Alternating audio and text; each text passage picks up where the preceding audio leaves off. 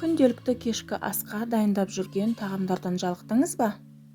Сәлем достар, бүгін біз осындай банкада пісетін тауықтың етінен жасалған көкөністер қосылған ерекше дәмді қайталанбас тағамның рецептімен бөлісетін боламын. Және де жасалу жолында бар шындығымен бөлісетін боламын.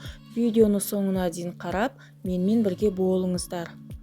Бізге қажет заттар: тауықтың еті, май, көкөністер, оның ішінде қызанақ, баялды, болгар бұрышы, сәбіз, картоп қажет болады. Және дәмдеуіштер қосатын боламыз. Дәлірек айтқан кезде кориандр, паприка және үгітілмеген қара бұрыш қосам, ал сіз өз қалаған дәмдеуіштеріңізді қоссаңыз болады. Ең алдымен осылай бүтін тауығымызды банкаға сиятындай етіп, кішкене бөлшектерге бөліп аламыз. Одан кейін тұздап, дәмдеуіштер салып, шамамен 5-10 минутқа қойып қоямыз. Одан кейін көкөніске кірісетін боламыз.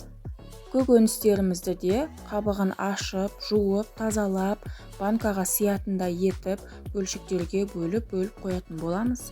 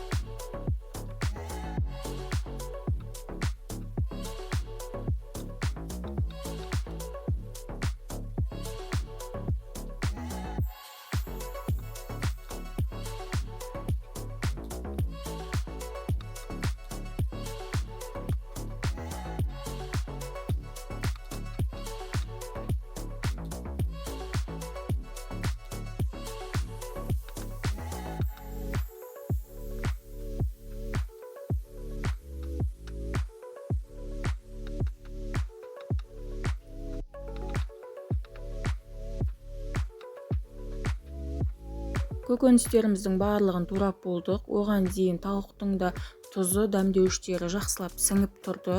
Барлығын 3 литрлік банкамызге кезектеп салатын боламыз. Тауықтың етін, көкөністерді, тұзды арасында май салатын боламыз. Барлығын толтырып саламыз. Банкаңызға сыймай жатса, нығыздап салуға қорықпаңыз. Ол піскен кезінде көлемі жағынан азаяды, кішірейеді яғни.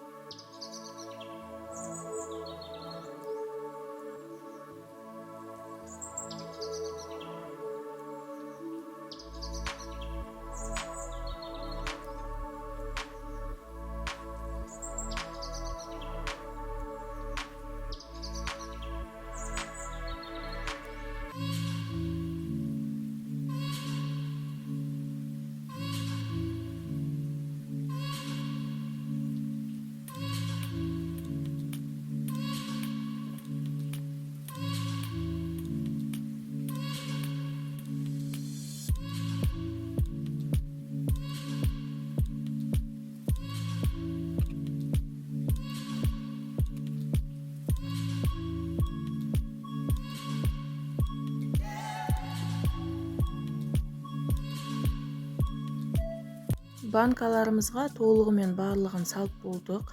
Енді қақпағына келгенде, кәдімгі банка жабатын қақпақтың осындай резинкасын алып тастап, жай жауып қоя салатын боламыз. Және противеньге 1 стакан салқын су құятын боламыз. Шамасында 400-500 мг. Енді духовкамызға келетін болсақ, духовкамыз сап-салқын. Енді ғана астын жақтым. Менде газбен жанатын духовка осындай.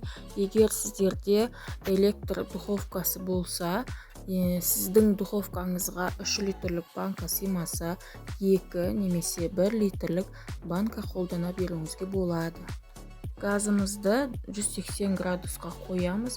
Сіздің духовкаңызға байланысты 1,5 немесе 2 сағатқа қалдырамыз.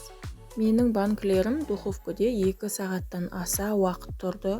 Көріп тұрғандарыңызда ешқандай банкым сынған жоқ, жарылған жоқ. Сол қалпында тамағым пісті. 1 литрлік банкідегі тамағымызды ыдысымызға салып көрсететін боламын. Негізінде 1 литрлік банкідегі тамағым ұзақ уақыт тұрып қойған, өйткені суы тартылып, құрғақ болып қалған, бірақ та дәмі басқаша әдемі болып піскен. Көкөністері езіліп піскен, тауығы қуырылған секілді сәл қызарып піскен. Сол себептен, егер 1 литрлік банкіге тамақ жасайтын болсаңыз, шамасында 1,5 сағат қана пісіру керек. Ендігі кезекте 3 литрлік банкідегі тамағымызды ыдысқа салатын боламыз. Көріп тұрғандарыңыздай, бұл суы шығып, мен негізі ешқандай су құймаған болатынмын, май салғанмын. Көкөністердің өзінің суы шығып, әдемі, сондай жұмсақ, ауызда ерейтін, жасалу жолы өте оңай. Сіздерге де жасап көруге кеңес беремін. Мен бұл жерде пияз бен лавр жапырағын салуды ұмытқан болатынмын. Оларсыз да бірақ дәмі ерекше дәмді болған. Сіздер айтатын шығарсыздар, неге дәл банкаға пісіру керек, противенге немесе басқа да ыдысқа пісірсе болмай ма деп. Әрине болады, бірақ банкада піскеннің дәмі басқаша болады. Сіздер пісіріп көріңіздер бірінші, содан кейін отзывтарыңызды, комментарияларыңызды маған жазатын боласыздар. Бұл рецепт Совет өкіметі кезінде шыққан, сонау 80-ші жылдары хит болған тағамның рецептін қазіргі уақытта сіздерге еске түсіріп, қайта рецептін салып жатырмын. Барлығыңызға ас болсын, міндетті түрде жасап көріңіздер. Видеоны соңына дейін қарағандарыңызға рахмет. Осы каналға тіркеліп, лайк басып кетуді ұмытпаңыздар.